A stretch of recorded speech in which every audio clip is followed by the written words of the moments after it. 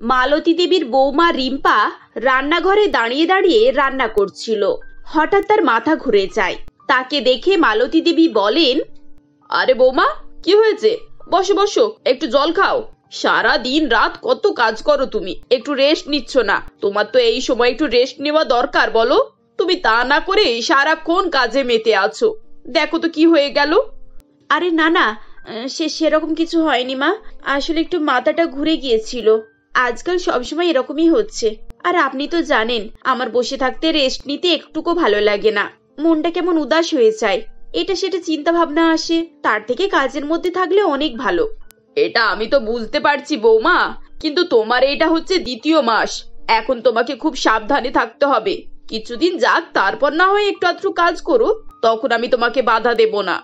এমন সময় মালতী দেবীর ছেলে শান্তনু আসে এবং বলে, কি আর বলবো বলো, আমি যত বলি ও আমার কথা শুনতেই চায় না। সেদিনে তুমি যখন মন্দিরে চলে গেলে তখন ও বসে বসে সব নারকেল নাড়ু বানাচ্ছিল, তারপরে ঘর পরিষ্কার করছিল। এত করে বারণ করলাম যে মা তোমাকে বারণ করেছে, মোটে কথা শুনলো না। সেই তো বৌমা, এভাবে কিন্তু তুমি নিজের ক্ষতি করছো, কারোর কথাটা শুনছো না। শান্তনু, তুই এক কাজ কর, বৌমাকে কিছুদিনের জন্য ওর বাপের বাড়িতে দিয়ে আয়। সেখানে গেলেও আরাম পাবে। এমনিতেও বাপের বাড়িতে গিয়ে তো আর কাজ করতে হয় না, চিন্তা ভাবনাও থাকবে না। এটা তুমি ঠিক বলেছো মা, আমি কালকে ওকে ওর মায়ের বাড়ি দিয়ে আসবো। রিম্পা, তুমি যাবে তো? না না, বৌমার কথা শুনলে চলবে না। আমি যেটা বলছি তুই সেটাই শোন। বৌমাকে অন্তত মাস দুয়েকের জন্য ওখানে রেখে আয়, তারপর গাড়ি নিয়ে আমরা ওকে আনতে যাব। শাশুড়ি এবং স্বামীর কথা শুনে রিম্পা আর আপত্তি করে না এবং বলে, ঠিক আছে, তোমরা যখন বলছো তাহলে তাই হবে। আমি না হয় 2 মাসের জন্য ওখানে গিয়ে থেকে আসব। এরপর রিম্পা তার ব্যাগপত্র গুছিয়ে নেয় এবং বৌদি বিদিশাকে ফোন করে বলে, হ্যালো বৌদি, শোনো না, কালকে হয়তো আমি ওখানে যেতে পারি। আসলে কয়েকদিন থেকে না শরীরটা খুব খারাপ যাচ্ছে গো, তাই মা তোমার নন্দাই জোর করছে যে ওখান থেকে কিছুদিন থেকে এসো। রিম্পার কথা শুনে তার বৌদি বিদিশা মনে মনে বিরক্ত হয় আর বলে, ব্যাস, পরশুদিন আমি বাপের বাড়ি যাবো বলে ঠিক করলাম, এখন আবার ওনাকে আসতে ইচ্ছে হচ্ছে। এমন ঝামেলা আর ভালো লাগে না। বৌদি, কি হলো, চুপ করে আছো যে? আরে না না, কি বলছিলে যেন? আসবে? হ্যাঁ এসো। তুমি আসবে সে আবার এমন কি? আচ্ছা ঠিক আছে বৌদি, এখন আমি রাখছি, কাল দেখা হচ্ছে। রিম্পা ফোন রাখার পর তার বৌদি বিরক্ত হয়ে স্বামী অখিলেশকে বলে, এটা কি হলো? আমি এতদিন পর বাপের বাড়ি যাওয়ার জন্য সব ব্যাগপত্র গুছিয়ে রাখলাম, এখন শুনছি তোমার বোন আসবে।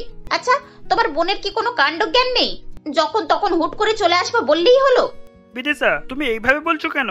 এমনিতেও বছরে একবার দুবার দাদু আসে, এতদিন পর আসবে বলছে, তাতেও তোমার সমস্যা? হ্যাঁ সমস্যা আছে। আরে বাবা, ওকে তো আগে আমার শিডিউলটা জানতে হবে নাকি? আমি কোথায় যাব কিনা, আমার কোনো প্ল্যান আছে কিনা, এসব না জেনে হুট করে চলে আসবা বললেই হলো। তারপর কে জানে কতদিনের জন্য আসছে। ও যতদিন থাকবে আমারও কোথাও বেরোনো মুশকিল হয়ে যাবে। একটু যে শান্তি করে বাপের বাড়ি ঘুরতে যাব তা না। আর শোনো, তোমার বোন বছরে 2 বার আসে ঠিকই, কিন্তু ও যখন আসে না 1-2 মাস করে থেকে যায়। আমি বলি, এতদিন কে বাপের বাড়িতে থাকে গো? ওর কি শ্বশুর বাড়িতে কোনো কাজকর্ম নেই? বিদিশা, এভাবে বলছো কেন? আমার বোন যদি এখানে এসে থাকে তাতে তোমার সমস্যা কিসের? তুমি তো সেই একই রান্না করে খাওয়াবে ওকে। আরে এমন তো কিছু না যে ওর জন্য স্পেশাল রান্না করতে হবে। এই রান্না করে খাওয়াতে আমার দম বেরিয়ে যাচ্ছে, আবার স্পেশাল করছে। তোমাকে না কিছু বলাই বেকার। তোমার বোনের ব্যাপারে কিছু বলতে গেলেই তুমি আমারই ভুল দেখতে পাও। যাই হোক, তোমার দোকানে যেতে দেরি হচ্ছে না বুঝি? এখানে দাঁড়িয়ে দাঁড়িয়ে কি করছোটা কি? আমি তো যাচ্ছিলাম, তুমি শুধু শুধু আমাকে এসব বলে সময় নষ্ট করালে। অখিলেশ চলে যায় এবং বিদিশা বিরক্ত মুখে কাজ করতে শুরু করে। পরের দিন সকাল সকাল রিম্পা তার বৌদির কাছে এসে হাজির হয়। বৌদি, কেমন আছো? কতদিন পর তোমাদেরকে দেখলাম। কি রোগা হয়ে গেছো গো?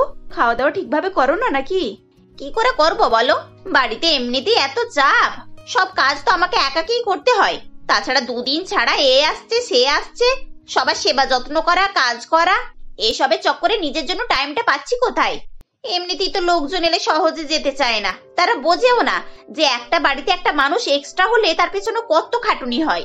এভাবেই বিদিশা রিম্পাকে ঘুরিয়ে কথা শোনাচ্ছিল। রিম্পা কি বলবে না বলবে সে কিছুই বুঝতে পারছিল না। অখিলেশ ব্যাপারটাকে সামলে নেওয়ার জন্য বলে, রিম্পা, তুই একা এলি? জামাইবাবু কোথায়? ও আসেনি? না দাদা, আসলে ও একটু কাজের জন্য শহরের বাইরে যাচ্ছে, ড্রাইভার আমাকে দিয়ে গেল।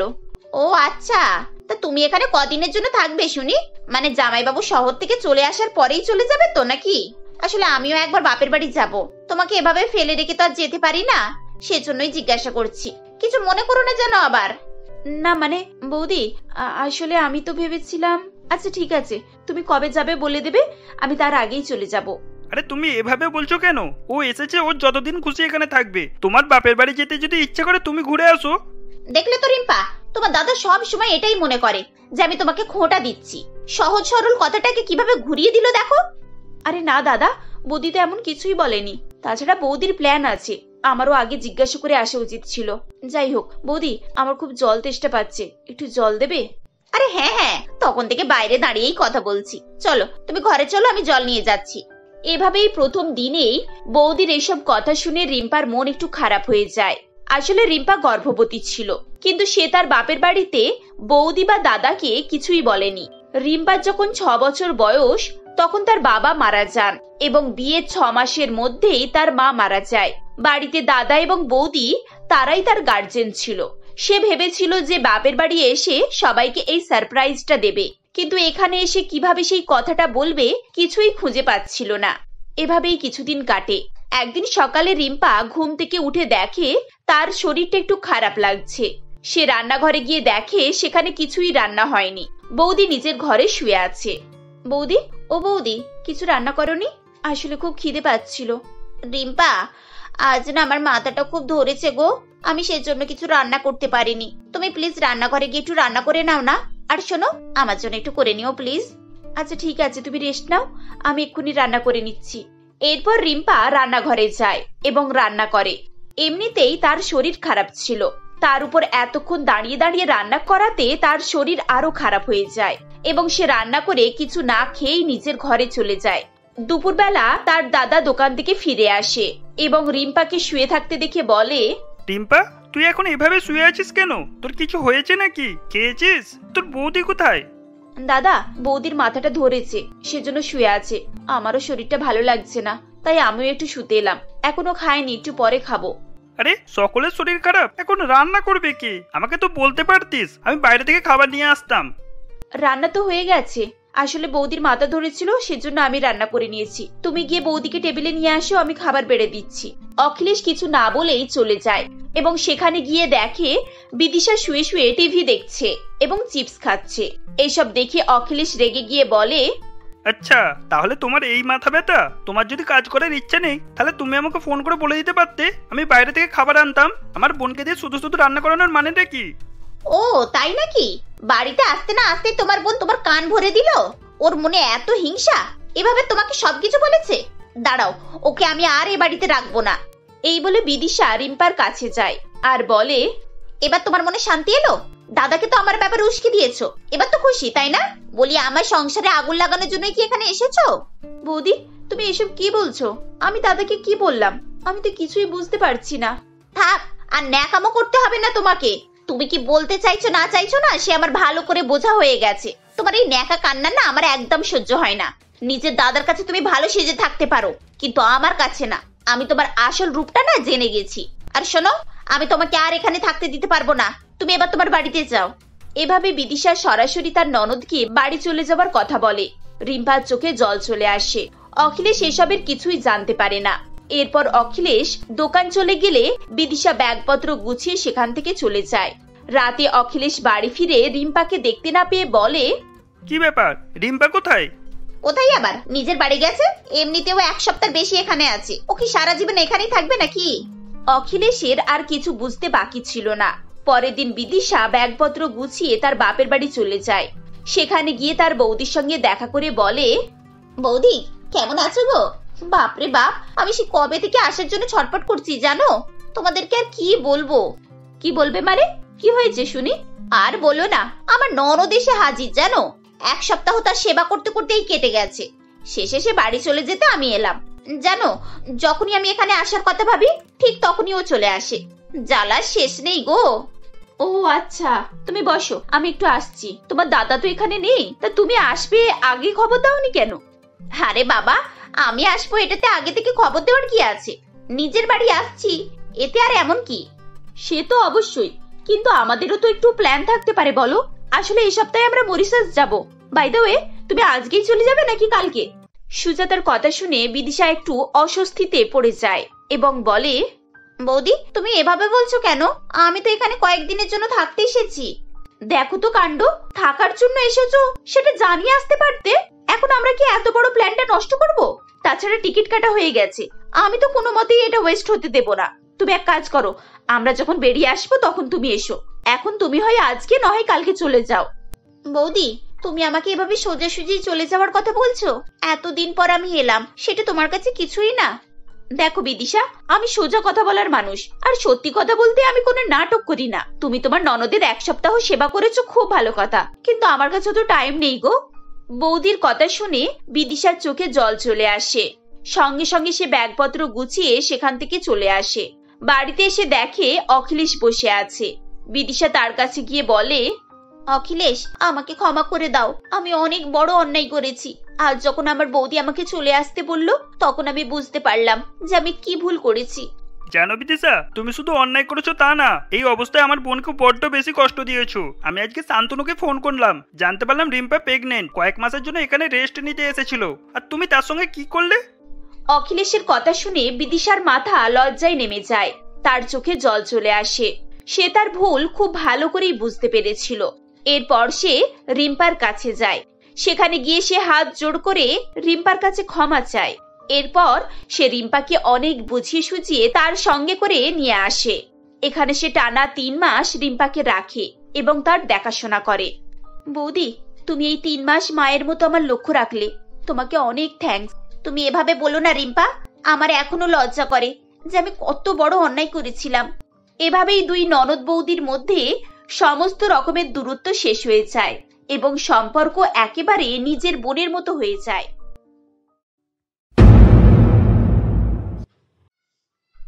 রবীন্দ্র সদনে নীলাঞ্জনা তার মা আশালতা দেবীর সঙ্গে একটি ছোট্ট বস্তিতে বাস করত।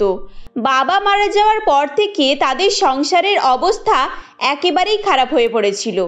সংসার চালাতে আশালতা দেবী লোকের বাড়িতে সাফ সাফাইয়ের কাজ করে তা দিয়েই কষ্টে সৃষ্টে সংসার চালাতো। এতদিন পর্যন্ত সবকিছু ঠিকঠাকই চলছিল, কিন্তু এখন তাদের পরিস্থিতি খুবই সংকটজনক হয়ে পড়েছিল। কারণ কয়েকদিন ধরেই আশালতা দেবীর শরীর খুবই খারাপ ছিল, আর তাই সে কাজেও যেতে পারছিল না। এ কি মা, তুমি এই অবস্থায় উঠে কোথায় যাচ্ছ? তোমার তো জ্বর এখনো কমেনি। তুমি দাঁড়াও, আমি তোমার মাথায় জলপট্টি লাগিয়ে দিচ্ছি। না রে মা, তার আর প্রয়োজন হবে না। এখন জলপট্টি দিয়ে শুয়ে পড়ে থাকলে চলবে না। বাড়িতে খাওয়ার কিছুই নেই, আর এই অবস্থায় আজও যদি কাজে না যাই তাহলে আমরা না খেয়েই মারা যাব। এই বলে আশালতা দেবী যেতে যাবে কি ঠিক তখনই তার আবারও মাথা ঘুরে যায়। তখন নীলাঞ্জনা তাকে বলে, থাক মা, তোমাকে যেতে হবে না। কাজে যদি যেতেই হয় তাহলে আমিই যাচ্ছি, আর তুমি দেখবে মা, আমি নিশ্চয়ই কোনো ভালো কাজ খুঁজে নেব। ভালো কাজ কোথায় পাবি রে মা, যেখানে তুই লেখাপড়া কিছুই জানিস না। এখন হয়তো তোকেও আমার মতোই লোকের বাড়িতে কাজ করতে হবে। হ্যাঁ, করতে হলে তাই করব, কিন্তু তবুও তোমাকে এই অবস্থায় আমি বাইরে বের হতে দেব না। এই বলে মন খারাপ করে নীলাঞ্জনা কাজের খোঁজে বেরিয়ে পড়ে। এরপর সে ঘুরতে ঘুরতে বাজারের একটি সবজি দোকানে যায় ও সেখানে গিয়ে সে কাজের কথা বললে, এ তো দেখছি অদ্ভুত মেয়ে। এই, তোকে কে বললো যে এখানে কাজের লোকের প্রয়োজন? বলি, তোদের কি সাধারণ জ্ঞান নেই নাকি? এইসব ছোটখাটো দোকানে আমরা লোক নিয়ে কি সাধ্য করব? আমায় ক্ষমা করে দাও কাকা, আসলে আমার একটা কাজের খুবই দরকার, কিন্তু কোথায় লোকের প্রয়োজন সেটা তো আমি জানি না। ও আচ্ছা, বুঝেছি। তবে শোন, ওই যে সামনে শপিং মলটা দেখতে পাচ্ছিস, ওখানে কাজের লোকের প্রয়োজন। ওখানে গিয়ে একবার দেখতে পারিস, হয়তো ওরা নিলেও নিতে পারে। দোকানদারটির কথা শুনে নীলাঞ্জনা খুবই খুশি হয়ে যায় ও তখন সে সামনে শপিং মলে গিয়ে কাজ করার ইচ্ছা জানায়। তখন মলের কর্তৃপক্ষ তাকে ভালো ড্রেস, পরিষ্কার পরিচ্ছন্ন জামা কাপড় ও পার্লার থেকে হেয়ার স্ট্রেট ও মেকআপ করে যাওয়ার কথা জানায়। আসলে সেদিন নীলাঞ্জনার নোংরা ময়লা জামা কাপড়, উস্কো খুস্কো চুল যে কারোরই আপত্তি তৈরি করত। এরপর নীলাঞ্জনা সেখান থেকে মনমরা করে আবারও সবজিওয়ালাটার কাছে ফিরে যায় ও তাকে গিয়ে বলে, আচ্ছা কাকা, ওখানে তো পড়াশোনার ডিগ্রি লাগবে, আমাকে তো আগে বলোনি, তাহলে আমি যেতামই না। ওরা কী সব ডিগ্রির কথা বললো, পার্লার থেকে হেয়ার স্ট্রেট, মেকআপ। আরে ধুর পাগলি, ওগুলো ডিগ্রি নয় বুঝলি, আসলে ওরা তোকে পরিষ্কার পরিচ্ছন্ন হয়ে যেতে বলছে। আর তোর চুল নোংরা ময়লা কোচকানো তো, তাই স্টিচ করে যাওয়ার কথা বলেছে। আসলে ওটা একটা হাইফাই জায়গা, এখন তুই তো বুঝতেই পারছিস কেন বলেছে। আর হ্যাঁ শোন, পার্লারে যাওয়ার আগে অবশ্যই টাকা নিয়ে যাবি। দোকানদারটির কথা শুনে নীলাঞ্জনা আসল ব্যাপারটি বুঝতে পারে, কিন্তু তার কাছে সেদিন কোনো টাকা ছিল না। তাই সে বাড়িতে ফিরে আসে ও তার মাকে গিয়ে সমস্ত কথা জানায়। সব কিছু শোনার পর আশালতা দেবী তাকে বলে, হ্যাঁ তা ভালোই তো, তুই যদি কাজটা পেয়ে যাস তাহলে আবারও ভালো হয়, কিন্তু আমার কাছে তো টাকা নেই, এখন আমি কি করি? হ্যাঁ একটা জিনিস, তুই বরং এক কাজ কর, এই সোনার দুলটা নিয়ে পার্লারে যা, পরে না হয় কাজ পেলে এটা ছাড়িয়ে নিবি। আশালতা দেবীর কথা শুনে নীলাঞ্জনা সোনার দুলটি নিয়ে নেয়। এটা ছাড়া তাদের কাছে আর অন্য কোনো উপায়ও ছিল না। এরপর পরের দিনই নীলাঞ্জনা সোনার দুলটি নিয়ে পার্লারে যায় ও সে হেয়ার স্ট্রেট, ফেসিয়াল সব কিছুই করাতে থাকে। তখন, এই যে দিদি, তোমার হেয়ার স্ট্রেট, কালার, ফেসিয়াল 2000 টাকা বিল হয়েছে। এখনো তুমি পেডিকিউর মেডিকিউরের কথা বলছো, ওগুলো করলে কিন্তু তোমার অনেক টাকা বিল হয়ে যাবে। সে যতই খরচ হোক না কেন, আমায় এগুলো করাতেই হবে, না তো আমার অন্য কোনো উপায়ও নেই। আচ্ছা আচ্ছা ঠিক আছে, এতে আমার কোনোই অসুবিধা নেই, কিন্তু আমি যতদূর জানি ধনী বাড়ির মেয়েরাও খরচের জন্য একসঙ্গে এত কিছু করায় না। সেখানে তোমাকে দেখে সাধারণ বাড়ির মেয়ে বলেই মনে হচ্ছে, যদিও মানুষের শখের থেকে বড় কিছুই নেই। না দিদি, আমি শখ করে এই সোনার দুলটি নিয়ে মেকআপ করাতে আসিনি, আমি অনেক বিপদে আছি। এভাবেই কাঁদতে কাঁদতে নীলাঞ্জনা তাকে সমস্ত ঘটনা বলতে থাকে। সব কিছু শোনার পর সবিতা দেবীর তার প্রতি খুব মায়া হয় ও সে তখন তাকে বলে, আরে এতে কান্নার কি আছে? দেখো, তোমার যদি কাজের প্রয়োজন হয় তাহলে তুমি আমার বিউটি পার্লারেও কাজ করতে পারো, এমনিতেও আমার লোকের প্রয়োজন। আর হ্যাঁ, তোমাকে চিন্তা করতে হবে না, আমি তোমাকে শপিং মলের মতোই বেতন দেব। তোমাকে অনেক ধন্যবাদ দিদি, আমার এত বড় উপকার করার জন্য। আমি কাল থেকেই তোমার কাছে কাজে আসব। আর এই নাও, এই দুলটা বিক্রি করে তোমার বিল পেমেন্ট করে নেবে। না থাক, তার আর প্রয়োজন হবে না, তোমাকে আজকের টাকাটা দিতে হবে না।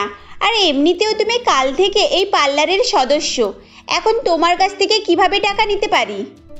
সবিতা দেবীর কথা শুনে নীলাঞ্জনা খুশিতে আত্মহারা হয়ে ওঠে ও সে তখন বাড়িতে চলে আসে। এভাবেই সেদিন কেটে যায়। পরের দিন থেকে নীলাঞ্জনা সবিতা দেবীর বিউটি পার্লারে কাজে যায় ও সে মন দিয়ে কাজ শিখতে থাকে। নীলাঞ্জনার কাজের প্রতি খুবই আগ্রহ ছিল, তাই সে অল্প কয়েকদিনের মধ্যেই বিউটি পার্লারের সমস্ত কাজ শিখে নেয়। এভাবে আরও কয়েক মাস কেটে যায়। এখন নীলাঞ্জনা একাই বিউটি পার্লারে সমস্ত কাজকাম করত, যার ফলে সবিতা দেবী তার বেতন অনেকটাই বাড়িয়ে দিয়েছিল। এমনই একদিন নীলাঞ্জনা বেতন নিয়ে এসে তার মাকে বলে, মা, এই দেখো পুরো 10,000 টাকা, এখন আমাদের আর কোনোই অসুবিধা হবে না। এর মধ্যে 5,000 টাকা সংসার খরচের জন্য রাখবো, আর 2,000 টাকা তোমার ডাক্তার খরচ। হ্যাঁ, আর বাকি টাকা দিয়ে তুই জামা কাপড় কেন, কারণ তোর কোনো ভালো জামা কাপড় নেই। আমি তোকে অনেক দিন ধরেই বলবো ভাবছিলাম। তাহলে ঠিক আছে মা, আমি তাহলে তোমার জন্যও দুটো শাড়ি কিনে নিয়ে আসবো, কারণ জামা কাপড় আমার একা শুধু দরকার নয়, তোমারও দরকার। তারা যখন কথাবার্তা বলছিল ঠিক তখনই সেখানে বিলাসবাবু আসে ও সে এসে বলে, দুটো নয়, একসঙ্গে 4টে শাড়ি কেনো, কারণ এখন তোমাদের শাড়িরই প্রয়োজন। আরে দাদা, তুমি কেমন আছো? তা আজ হঠাৎ করেই এলে যে? এই নীলু, তোর মামাকে বসার জায়গা দে। না, বেশিক্ষণ বসবো না, আসলে আমি একটা দরকারেই এখানে এসেছিলাম। তবে কি বলছি শোন, তোর মেয়ে নীলুর জন্য একটা ছেলে দেখেছি, আমাদের পাশের বাড়িরই সমীর, খুবই ভালো ছেলে, বিশাল একটা কোম্পানিতে কাজ করে। তোর মেয়ের সঙ্গে বিয়ে দিলে ওখানে গিয়ে তোর মেয়ে অনেক আনন্দে থাকবে। না মামা, আমি এখন বিয়ে করতে পারবো না, আমি মাকে এখানে ছেড়ে রেখে কিছুতেই যাব না। না রে মা, এরকম বলে না। দেখ, তোর বিয়ের বয়স হয়ে গিয়েছে। তোর বাবা বেঁচে থাকলে হয়তো এতদিনে তোকে বাড়িতেই রাখতো না। আর আবার চিন্তা করিস না মা, তুই সুখে থাকলে দেখবি আমিও সুখে থাকবো। এভাবেই বোঝালে শেষে নীলাঞ্জনাও বিয়েতে রাজি হয়ে যায়। এরপর মাসখানেকের মধ্যেই সমীরের সঙ্গে নীলাঞ্জনার বিয়ে হয়ে যায়। বিয়ের পর সমীর নীলাঞ্জনাকে খুবই ভালোবাসতো, তার খুবই খেয়াল রাখতো। এটা দেখে নীলাঞ্জনাও খুব খুশি ছিল। এমনই একদিন, এই যে নীলু, তুমি বসে আছো? তোমায় একটা কথা বলার ছিল। আমি শুনেছি তুমি নাকি ভালো বিউটি পার্লারের কাজ জানো, তা তুমি আবারও কাজ শুরু করছো না কেন? আমি কিভাবে কাজ করব বলো? সারাদিন সংসারের কাজে ব্যস্ত থাকি, আর এই সব কিছু বাদে মাত্র 2-1 ঘন্টাই সময় বেঁচে থাকে। ওই 1 ঘন্টার জন্য পার্লার খুলে কোনো লাভ হবে বলো? আরে লাভ হবে না মানে? পার্লারে আধ ঘন্টা কাজ করলেও অনেক লাভ। আর যদি তুমি এরকমই বাহানা দেখাও তাহলে তোমায় বাড়ির কাজ করতে হবে না, আমি একটা কাজের লোকের ব্যবস্থা করছি। এই বলে সমীর সত্যি সত্যি একটি কাজের লোকের ব্যবস্থা করে ও নীলাঞ্জনাকে দিয়ে সারাদিন পার্লারের কাজ করাতে থাকে। এগুলো দেখে নীলাঞ্জনার খুবই খারাপ লাগতো। এতদিনে সে বুঝে গিয়েছিল যে সমীর তাকে দিয়ে পার্লার চালিয়ে টাকা উপার্জনের জন্যই বিয়ে করেছিল। এরপর আরও কয়েক মাস কেটে যায়। নীলাঞ্জনা কিছু না বলেই মুখ বুজে সব কিছু সহ্য করে যাচ্ছিল। কিন্তু সমস্যা তখন হয় যখন নীলাঞ্জনা গর্ভবতী হয়। সে গর্ভবতী অবস্থায় আর পার্লারের কাজ করতে পারছিল না, আর তাই এটা দেখে সমীর তাকে মায়ের বাড়ি পাঠিয়ে দেয়। তখন, তুই দুঃখ পাস না রে মা, ঈশ্বর যা করেন ভালোর জন্যই করেন, আর হয়তো এতেই তোর ভালো আছে। কিন্তু মা, মানুষ এত স্বার্থপর কিভাবে হতে পারে? এতদিন আমি টাকা রোজগার করে দিচ্ছিলাম, তাই ভালো ছিলাম, কিন্তু এখন রোজগার কম হয়ে যাচ্ছে বলে আমায় পাঠিয়ে দেবে? এভাবেই সেদিন নীলাঞ্জনা কান্নাকাটি করতে থাকে ও শেষে তার মায়ের কথা শুনে সে চুপ হয়ে যায়। এভাবে আরও কিছুদিন কেটে যায়। এদিকে কোনো রোজগার না থাকায় তাদের সংসারে আবারও অভাব অনটন শুরু হয়। তখন নীলাঞ্জনা তাদের বাড়িতেই বিউটি পার্লার খোলার সিদ্ধান্ত নেয় এবং সেই অনুযায়ী বাড়ির বাইরে একটি বোর্ডও টাঙিয়ে দেয়। তার পার্লারের বোর্ড দেখে এক এক করে সকলেই নীলাঞ্জনার পার্লারে আসতে থাকে। এভাবে চলার ফলে কয়েকদিনের মধ্যেই তাদের অবস্থা সচ্ছল হয়ে ওঠে ও নীলাঞ্জনার ডেলিভারির সময় হয়ে যায় এবং সে একটি সুন্দর ফুটফুটে মেয়ের জন্ম দেয় এবং তাদের বাড়ির পাশেই একটি পার্লার খুলে সুখে শান্তিতে বসবাস করতে থাকে। বন্ধুরা, আজকের আমাদের গল্প তোমাদের কেমন লাগলো কমেন্ট করে জানাও। গল্পটি ভালো লাগলে লাইক করো ও তোমাদের বন্ধুদের সঙ্গে শেয়ার করো। আর প্রতিদিন এরকম মজার মজার গল্প পেতে চ্যানেলটি অবশ্যই সাবস্ক্রাইব করো। ধন্যবাদ।